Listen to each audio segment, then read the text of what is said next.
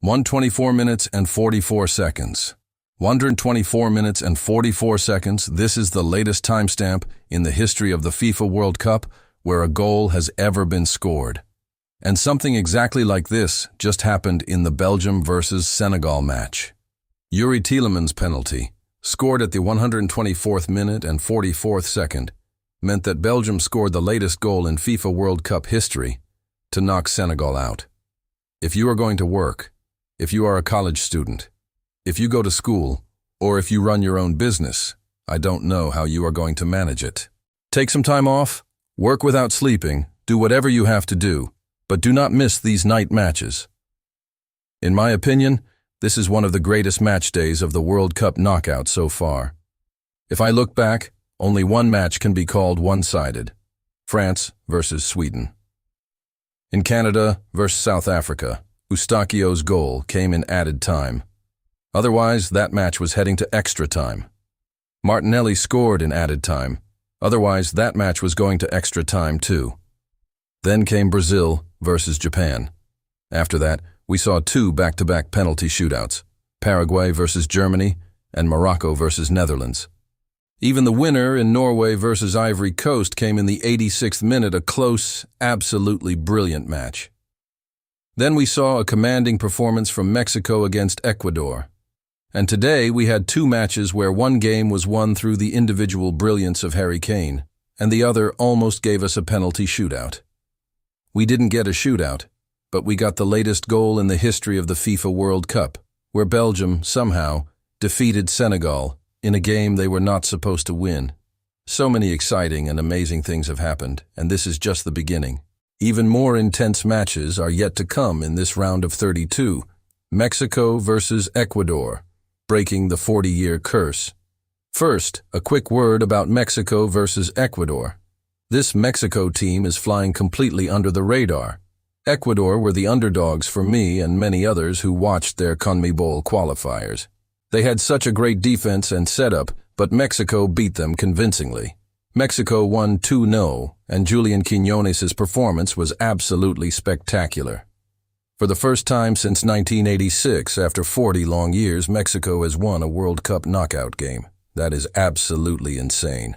Call it a coincidence or whatever you want, but back in 1986, the last time Mexico won a World Cup knockout match, the tournament was also being hosted in Mexico. How beautiful it is that it took 40 years, but they finally broke the curse of not winning a World Cup knockout game. They didn't concede a single goal. The way Mexico is playing is incredible. They have kept 4 clean sheets in 4 matches. If we talk about their midfield, Eric Lira and Gilbert Zamora, or if we look at Raúl Jiménez, Quiñones, and Edson Alvarez, this is a very solid, highly impressive team. And beating them on their home turf will not be easy. England will face Mexico next, and that could turn out to be an incredible round of 16 clash. England's mentality test and Harry Kane's greatness. Speaking of England, look, when I talk about England, their World Cup pedigree isn't exceptionally strong, apart from that 1966 World Cup. If you set that 1966 tournament aside, more often than not, England has disappointed everyone. It is a massive fact that after 1966, now in 2026, it is the first time in nearly 60 years that England went behind or conceded the first goal in a World Cup match and still came back to win it. This means no matter how good England's squad has been or how many superstars they've had over the last 50-60 years, if they conceded first, they simply couldn't make a comeback. Or even if they did, they eventually failed to win the match. But this England team showed today that they have both the mentality and the quality to fight back from any situation. This was a great test for England because they were up against a team that scored against them, played bravely, had a fantastic approach, and kept attacking. However, the saving grace for England was that the opponent lacked the same quality on the bench as they had on the pitch. And sustaining that level of defensive discipline for 90 minutes is incredibly difficult for any team. No disrespect to DR Congo. I think they had a fantastic World Cup campaign. Just qualifying for the knockouts was a massive achievement because they were in a very tricky group alongside Portugal, Colombia, and Uzbekistan. There were no easy matches. What Yoane Wissa did against Portugal on the final match day to secure a draw was an exceptional performance. Dr Congo is leaving with a lot of positives, even in today's match, with about 15-20 minutes left until the second hydration break. Congo was heading into the round of 16, and England was getting knocked out. Harry Kane, surpassing the legends. But when it comes to this England team, we have to talk about Harry Kane. There have been many great strikers in the history of the England national team. I am talking about the impact on the national team here, not overall club careers. Though even if you look at overall careers, Harry Kane is firmly in the conversation. When we talk about England's iconic international strikers, we mention Gary Lineker, Alan Shearer, and Wayne Rooney. But the sheer impact Harry Kane has had on England's recent success surpasses them all. He now has 13 goals in this World Cup. Today was further proof. When England needed inspiration, Harry Kane was there. First, he scored the equaliser with elite centre-forward movement. He anticipated Anthony Gordon's cross, spotted the space between the two centre-backs, read it beautifully, and struck a brilliant header. And that second goal, the winner he scored, was a world-class finish. It is crazy to think about Lionel Messi's record of 82 goals in a season, 91 goals in a calendar year. Harry Kane is now just 10 goals away from breaking that single-season record. At one point, that record felt completely untouchable. No one was even close to the conversation. People thought a player might score 50 or 60 goals at most, but to get within touching distance of it is unbelievable. Granted, the record might not be broken because even if England wins the World Cup from here, Kane might not score 10 more goals as the knockouts will get progressively tougher, leaving only 4 games if they reach the final. The point isn't whether the record breaks or not. The point is that even entering the conversation shows his level. The astronomical level of performance Harry Kane has delivered for club and country. It is incredibly important for England to have a leader and talisman like him.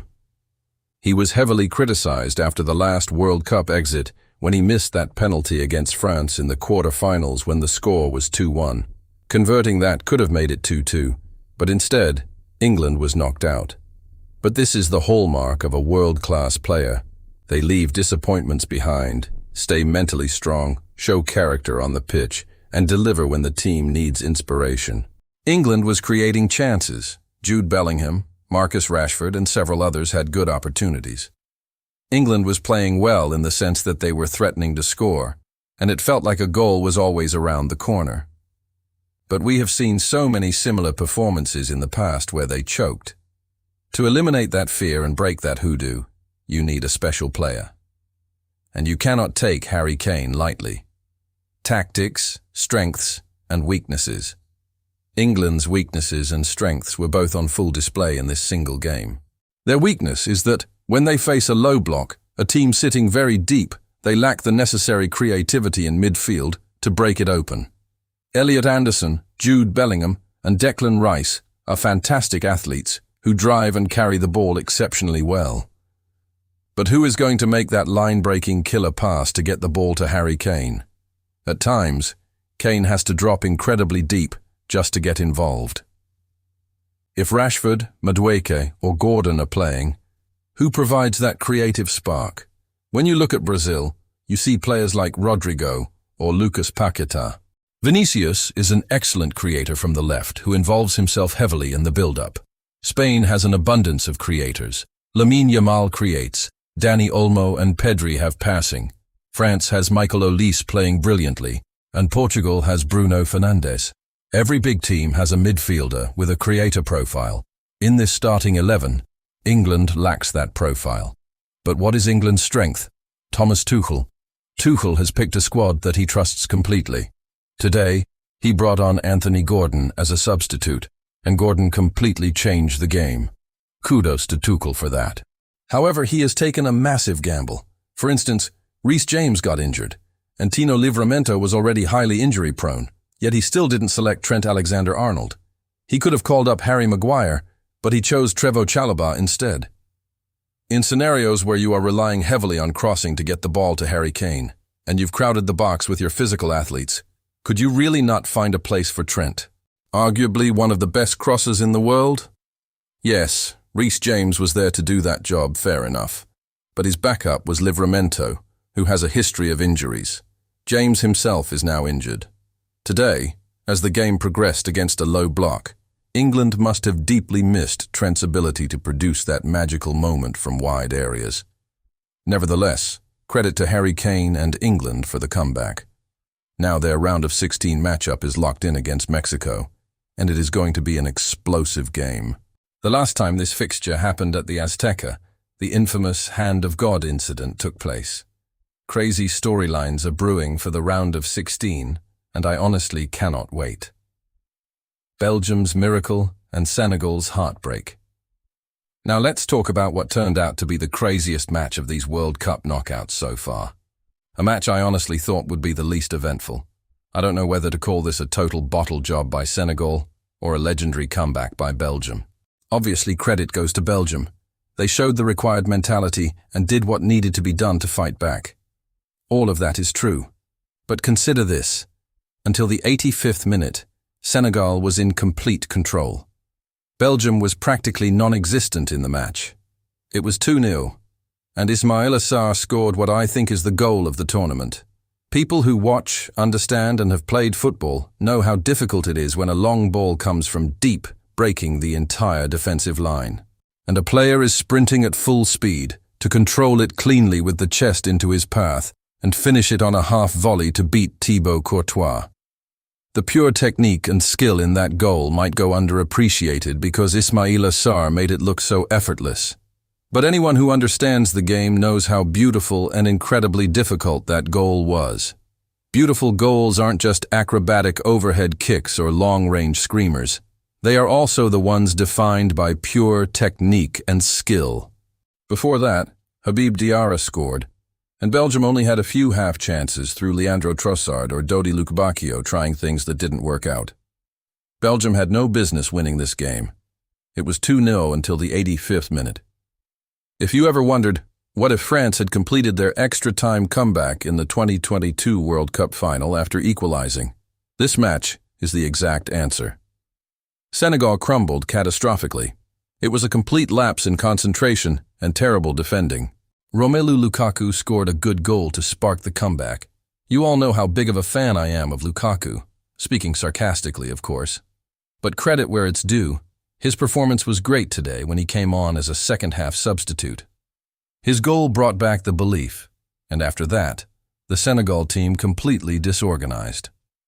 This is my main complaint with African teams. Apart from Morocco, I don't see an African side that can calmly see out a match if the run of play goes against them. Or, if the opposition builds sudden momentum, they can play brilliantly, but the moment they concede, they become mentally fragile. That is exactly what happened today. I don't know what the goalkeeper was doing. Edouard Mendy was injured, so their backup keeper was playing, and he completely missed a punch. Tielemans scored the equalizer right there, and just like that, Belgium scored 2 goals in 3 minutes. Until the 85th minute, Senegal had a vice grip on the match, and within minutes, Belgium dragged it into extra time. Not much happened in extra time. Lukebakio missed a chance wide, and then came the moment of massive controversy that led to the latest goal ever scored. Around the 120th minute, Lamine Camara went to clear a ball, and Youri Tielemans came charging in from behind. If you look at a still screenshot, it looks like Camara fouled Tielemans. But if you watch it in real time, Camara was clearly trying to clear the ball, and Tielemans stuck his foot out to win it. Because Tielemans was actively going for the ball, and the referee felt he had a clear shooting opportunity, a penalty was awarded. It was a total 50-50 decision. The biggest talking point is that the referee initially didn't give the penalty, but overturned it after Belgium protested. Was there enough contact, or was Camara so clearly at fault that it warranted a VAR overturn as a clear and obvious error? It's highly debatable. Fortune favored Belgium, and unfortunately for Senegal, the penalty stood. Youri Tielemans stepped up and scored a phenomenal penalty to win the match 3-2.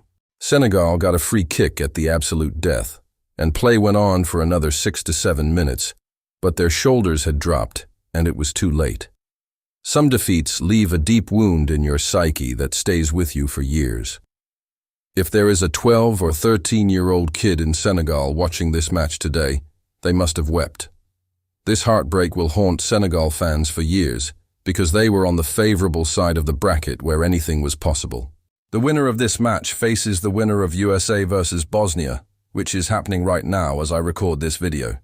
Every team left in this section, Belgium, Senegal, USA, Bosnia would have backed themselves to go deep into the tournament. It was a massive missed opportunity for Senegal, but credit to Belgium for grinding out the win. It was a deeply strange victory for Belgium. At one point, the players looked completely frustrated and had entirely lost belief. Leandro Trossard and Youri Tielemans even got into a visible argument on the pitch. In fact, when Tielemans scored the equalizer, Trossard didn't even celebrate with him initially, though he eventually went over and embraced him, sorting things out. But it showed how frustrated they were. Jeremy Doku wasn't on the pitch. Kevin De Bruyne wasn't on the pitch. Both had been substituted off in the 75th minute. Your two main attacking players are gone, the team is arguing internally, and yet they somehow pull off a victory. It proves the old adage, it's not over till it's over. Anything can happen in football. We witnessed that firsthand today. It was the pure, unadulterated drama of knockout football that this World Cup is delivering daily. It's completely insane. I don't even know how to fully explain how it happened. I'm just giving you the breakdown because, honestly, I'm still trying to process it myself. Preview: Portugal versus Croatia. Looking ahead to tonight, we have another massive knockout fixture, Portugal versus Croatia. Spain and Austria are also playing each other, but all eyes will be on Portugal and Croatia.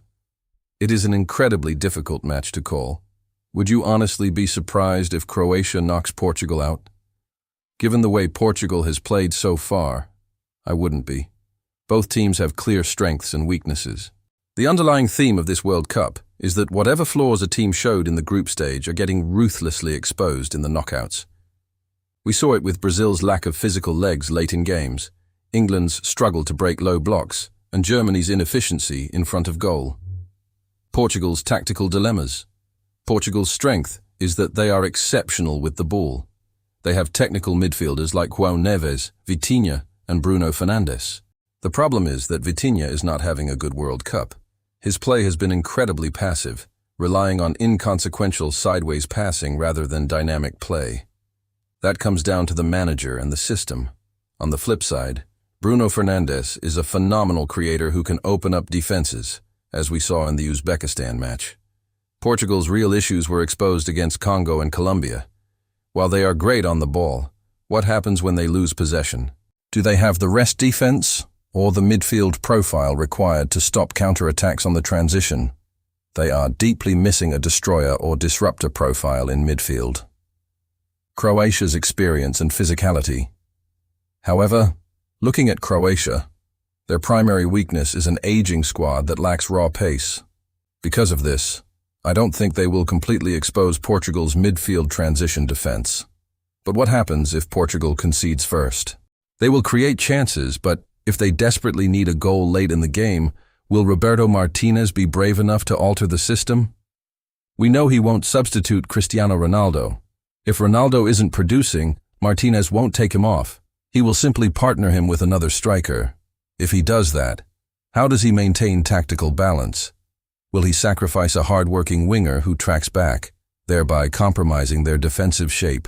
To solidify the rest of the defense, would Martínez consider dropping a forward to pack the midfield, playing Bruno Fernandes as a number 10 behind two central strikers, while flanking him with three compact midfielders to add steel?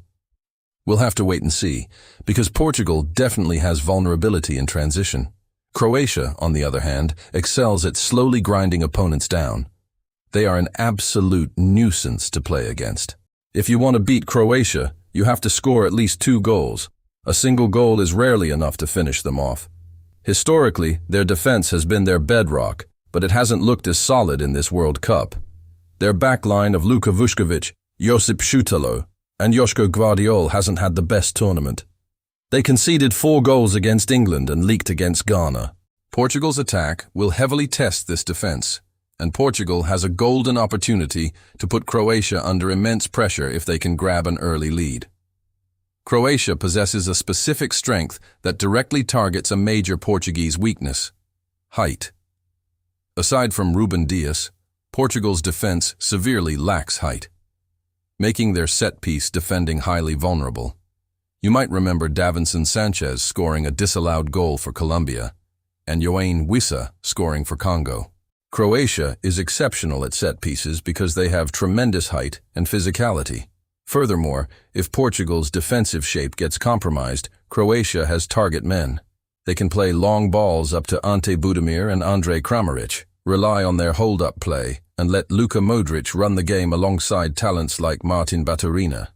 While Croatia won't dominate possession, Modrić will have support from either Petar Sučić or Luka Sučić to dictate tempo, with Mateo Kovacic off the bench. Croatia often lines up in a defensive, clearance-heavy 5-3-2 system to frustrate opponents. If Portugal resorts to continuous crossing, starting João Cancelo is crucial, and that is where Cristiano Ronaldo's aerial ability becomes vital. While his vertical leap isn't exactly what it used to be, I still back Ronaldo to deliver. It's just a matter of getting the delivery right. At the same time, Portugal must avoid getting overly greedy. If they commit too many bodies forward, Croatia will punish them. It is going to be a tense, cagey, and incredibly nervy affair. I don't expect an easy match for either side, but looking at the slight gap in pure quality, it should be enough. Especially with match-winning talent up front, like Bruno Fernandes, it should be just enough to edge it. Therefore, I am predicting a tight 2-1 victory for Portugal. What are your thoughts on today's matches? Let me know in the comments section below. What is your prediction for Portugal versus Croatia? Let's talk about it. I will see you all tonight for the watch-along. We have a fantastic special panel lined up tonight as well, and it's going to be a lot of fun. Until then, take care of yourselves. Please subscribe to the channel, hit the like button on the video, and I'll see you soon. Also, I apologize for keeping my neck tilted like this throughout the video. I have a terrible neck sprain and can't straighten it properly right now. But I'll try to get it sorted out today. See you soon, take care, and peace. Every single knockout fixture is fascinating. What are your thoughts on today's matches? Let me know in the comments section below, and give me your predictions for Portugal versus Croatia. We'll be live tonight for the watch-along with a fantastic special panel, so don't miss out. If you love deep dives into football's greatest dramas and untold stories, make sure to hit that subscribe button and unlock more history right here at Football Vault History. Smash the like button, take care of yourselves, and I'll see you tonight. Peace. C. 2026. Script Scene Splitter AI GitHub.